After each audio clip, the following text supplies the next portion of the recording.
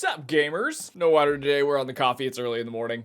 But anyway, today we're checking out Lords of the Fallen. Now this is gonna be a bit of a longer video than normal because, you know me, I don't really care about cinematics, but it seems like with Souls-like games, it's kind of important to see some of the cinematics, some of the storyline, that kind of shit. But so I'm gonna check out 2 trailers today, and just give my thoughts, reactions, because Lord of the Fallen is coming out on the 16th, or if you pre-ordered it, you can play it on Friday the 13th. Kind of cool. Regardless, we're gonna check out the official launch trailer, and then we're gonna check out some of the extended gameplay. I might end up cutting up some of the gameplay so it's not super long, but if I have a lot of commentary over it, watch the whole thing, and it'll be a long video. So sit back, relax, grab a cup of coffee or water or whatever you want to sip on, and let's see what Lords of Fallen has for us. As is tradition, why do I make that noise? All right, up first is the official launch trailer, so let's get creepy. Gore? No. I never would have thought. I look upon you with pity. Little minor key. All right, there are people swinging from trees. And we get a dragon to start? Okay. Oh! Kicking the day off with a decapitation, ladies and gentlemen. Terrifying. This man is just slaying his way through the dungeon. He's trying to get to the dragon? Wait. He just turned on the light. Is that a dragon or a 3-headed dog? Or a 3-headed dog that spits fire? I don't know.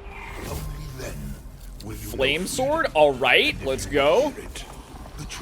Whoa, that thing looks terrifying. It looks like one of the Locust Kings or Queens from Gears. When light fears the shadow, Little hand to faith reaching up we from the hold fast. ground. Burn Nice hat, bro. very soul. Ugh! You don't sit in the Iron Demon Maiden, gods all right? awaken. The undead. It's like a mix stir, between Alien and our Resident lands Evil. burn Whoa. with the fire of Rogar. Rogar. Those That sounds like a that dragon's dare name. to It's probably a dragon. Seek the light. dare Oh, that was to cool. That looks like a bunch of believe, like classes you could be, maybe. dare to defy. Another sinner. Rise Yes, up let me get the 2 and swords. ignite the I just want to be a darkness. samurai. That looks like... Whoa, these bosses look insane. Alright. No. That looks like a normal knight with wings. Cool. That I can... Whoa. That looks like it's very sick and would probably give you an infection. Alright, giant knight again. Okay. Dude, these bosses look amazing. You are in the presence of a I'm god. really gonna hate them playing the Immortal or game. not, I can't believe I'm saying that gods in a will cinematic feel trailer, our but I'm like blade. super excited. And they will bleed. Hey! Look at the aesthetic of this. This is really cool. And the music behind it sounds really awesome. Okay, all right. Chill. So, like I said, I am going to check out the actual gameplay itself because I have a really hard time telling anything from cinematics alone. Now, does the world look dope? Absolutely. Does it feel like a Souls-like game coming from Souls-like Johnny, who's played like no Souls-like games? Yeah, it looks like one to me, but I don't know what that means. I don't know if that means it's any good. Is it just like a carbon copy of Elden Ring? What's going on? But the aesthetic looks really cool. The bosses look insane, and like they're a lot of fun to look at, and probably will make me cry getting smashed on by them over and over because I am terrible at Souls-like games. But other than that, it looks really cool, and I definitely want to play it. The ultimate deciding factor for me is going to be gameplay. Welcome to Mornstead, a prominent region within the vast and sprawling world of Lords of the Fallen. And today, The vast and sprawling world. This man's voice is absolute silk. I love this it. extended gameplay walkthrough, we're sharing an exclusive look This looks at incredible. just some of the diverse and harrowing areas you'll journey That through looks terrifying. in your All right. epic quest Tree to is on overthrow fire, but a it's demon. covered in corpses. demon That's god. awful. Looks like some sort of effigy. I don't know.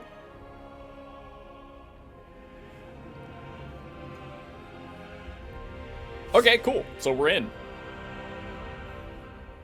Terrifying. must triumph against her in order to proceed with our holy charge. Are you serious? This is restore how it radiance to the starts? six You just got, beacons you're of the already gonna have to Sentinels fight some and boss? thwart Adir's Like- uprising. 4 seconds in? Holy sh**. Oh, holy. This does really voice. stand up though. By your Like radiance, gameplay looking grant as me the good strength as to like the continue cinematic to stretches. endure these dark days. That's To lay terrifying. bare the path to salvation. I don't think I want to fight her. And yet you She's now covered in appear blood before already, me, and we a haven't even stranger. started. A betrayal made flesh. That sword And looks one incredible. I It's like cannot a brook. lightsaber from the 1800s. Whoa. All right, big swings.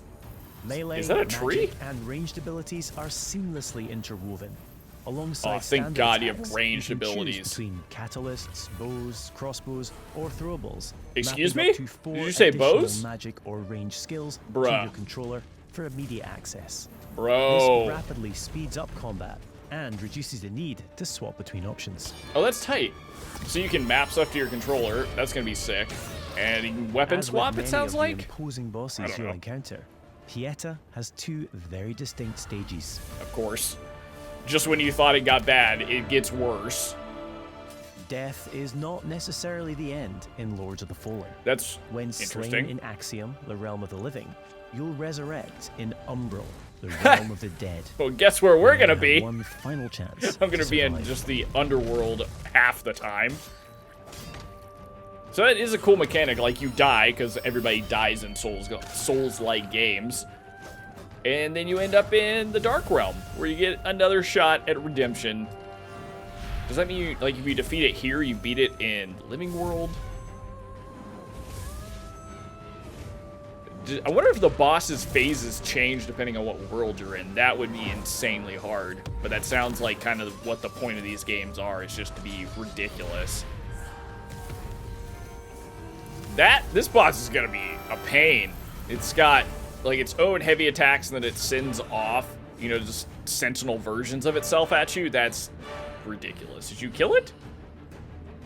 I can't tell. Okay, yeah. It's turned to flowers. Though few and far between, these flowers denote special patches of ground upon which we can spawn a resting point, known as a vestige seedling. These come at a significant resource cost, however, and we can only spawn one at a time. What is The this? realms of Axiom and Umbral exist in parallel. Is this how you go back and Each forth world between realms? features its That's own pretty unique gross. I won't pathways, lie. Enemies, characters, and, of course, treasures. We can now use this crafted vestige to return to Axiom. Got it. Oh, but it costs resources, so you have to be pretty careful with how you manage your resources going between realms so you can go back and forth, or else you're going to be walking through the Darklands forever. Good to know. Okay, a little Assassin's Creed action. Superhero landing. Hey! Now, these are my level of mobs. Okay, that probably would have killed me, though. Just one shot. Ooh, it's brutal. Don't let your mom see you playing this. What are you doing? So it does remind me of like what I've seen of Elden Ring. It reminds me a little bit of how like the fight mechanics in Lies We of can P were. peer into the secondary realm at any time by raising the Umbral lamp. Oh, that's kind of Though hype. be advised, this also renders you vulnerable to its inhabitants. Wait, can they come out if you just look in? Oh wow, so you can like avoid We will stuff? now use the All lamp right, to all cross over to Umbral, though doing so will consume one of our 2 lives, and it isn't so easy to return to the world of the living. Yeah, because I mean, if you don't have one of those checkpoints already, you're kind of chalked. Oh, that is a face. That is a face that shoots Many things. enemies require a different It's like a approach face, to but yet a combat. tree. This mendacious visage, But for still, example, okay, is and the only face vulnerable opens. when attacked from the Oh, back, or God. when it reveals its true form. Oh. I don't think I want to see its true form. Can we just not? Can we just not do that? Okay. Oh, wow. Yeah, that I didn't want to see its true form. I was right. Ugh. So this is the land of the dead. Why did we want to come in here? What is that? Is that some, like, goodies? Yeah, you must have picked up some items off of that. Ooh, all right. So you can, if you see specific points you want to hit, I guess it makes it worth to go into the land of the dead and lose the 1 life or whatever. Okay, chop chop. You'll also come across permanent vestiges on your travels. Oh, that's tight. As well as using these to return to Axiom, you can also level up your stats at these locations. Okay, so you're not totally chalked. What is this wig you got on, my guy? What are we doing? You got like trees and fur, 3 schools of sorcery can be horns mastered. and whatnot. Rogar, Got a Radiant, witch? and Umbral, each specializing in a different area of the arcane and requiring a different catalyst to cast. Oh wow. What do I like? I hope Our catalysts are current not something you have build to is a continuously death in collect. Rogar, characterized by devastating pyromantic attacks. Noise. She's about to kick your ass, bro. That looks like the thing from what do you call it? Silent Hill. Yo. She just exploded in fire. Or did you do that? No, you're a pyromancer, I see. I like the combo of ranged attack and like spells and with like your normal melee that I guess you see a lot in Souls-like games. Because I feel like that's really where I struggled a lot is like I am terrible at like eyeing out the timing and figuring out like the boss mechanics very well, and I feel like being able to do some ranged attacks would help a little bit. I'm probably still just gonna get absolutely destroyed, but here we are. Yo, all right. So far we have spawn points both in the Land of the Living and Land of the Dead. We can go back and forth through. Into the very cliff face, Pilgrim's Perch typifies the verticality of Moonstead. Wow, this There feels are very myriad pathways crazy. Stretching both above and below, with hidden So the areas, map is just gonna be treasures, insane if you can go up and down. NPCs, all awaiting discovery. Whoa. Oh, rude? Knocking people down? But so we got a lot here. So you have like 2 lands, basically. The Land of the Living, Land of the Dead, that you can transverse through. It's not really that easy to transverse back and forth, and you have to make sacrifices to do so. The weapons range from having some range attacks like spells, but it sounds like you also have ranged weapons like a bow on top of your regular like sword and shield type of thing. Just doing big D DPS type stuff. And then to have one of these spawn points, unlike in other Souls games, at least from my knowledge, slap me in the comments if I'm wrong, you have to actually give up some specific type of resource at a very specific place where these flowers grow. So it's going to make it a little bit more like you better be paying attention when you die. Because if you don't, you're going to end up way further back than you want to be. Whoa! Dude, that's like seriously ranged. Why were those other things not attacking him though? Did he like put a spell on them like Hocus Pocus style, or what the is going on? As a lamp bearer, all players are equipped with a devastating ability, the Soul Flay. By Ooh. using one of a limited number of soul charges, we are able to extract the very soul of an enemy, ready to inflict significant damage. Oh, so if you take their soul out, you damage them more when the soul's out? Okay. But I will just note that this thing didn't die just by taking its soul out. It still looks like it's happily smashing you with its head. That's terrifying. Little boo-hoos. Not good. Alright, these sounds are really freaking me out. Did you just slap them? Okay, another one of these boys. Young Smash Smash. Whoa, did you just raise dogs? Dude, what? So you can raise minions? Nah, that's crazy. Alright, this game has already got my heart and soul, because my favorite, like, style when it comes to RPG is, like, doing Necromancer or minion stuff. Like, in Diablo 3, I played the, what is it called? Not the Witchcraft. I can't remember, but in Diablo 4, I played the Necromancer, which was trash with the minions mainly, but it was why I played it, because it had minions. Diablo 3 was Witch Doctor with the minions. Minion builds are just fun. I don't know why, I just The think they're Soul cool. Flay ability can also be used to manipulate the very environment when in Umbral. Whoa, okay. So if you feel stuck but you see a little blue spot, you might be able to use your lantern, I guess? I don't know. Okay, yeah, so it becomes pretty obvious when you can use that, obviously. I do think that traversing both of these worlds is going to be intense, right? Like having to make sure that you're looking back and forth, picking up bits. Whoa, okay, here's the inventory system. I just want to peep this one time, because a lot of times these can be super overwhelming to me. I know, just trash player, but it looks like this is a little bit more manageable, and it seems like it's easy to understand. Sick. Let's roll. Always interested in the inventory management design. I get that these games are meant to be complicated and kind of like you have to learn the stats, understand how they all work together, but you can show that stuff in an easy to understand way and still have something be fairly complex in terms of a game. So it looks like it's well designed, easy for new players like myself to understand. So that's dope. Who's this guy? The grave digging clerk? Now, which land are we in? Are we in the land of the living? It looks like we're in the land of the living. I'm assuming if we have a human, we're probably We in the now land of the find living. ourselves in Lower Calrath, an ever-burning district renowned for its displays of barbarity. No kidding, they're barbecuing people, bruh. What in the world? And this thing's on fire. What is that? Is this some kind of like demon? It looks like he's a skeleton that has its skin ripped off. Flame Mage himself. So this is somebody, this is a different character. This is somebody with a bow, yes! This is the character I want to play. I just want to run around with a bow and arrow like a nutcase. And I like the agility here too, that's pretty dope. You're probably not going to be super, you know, damage heavy, but you can get in and hit him with the...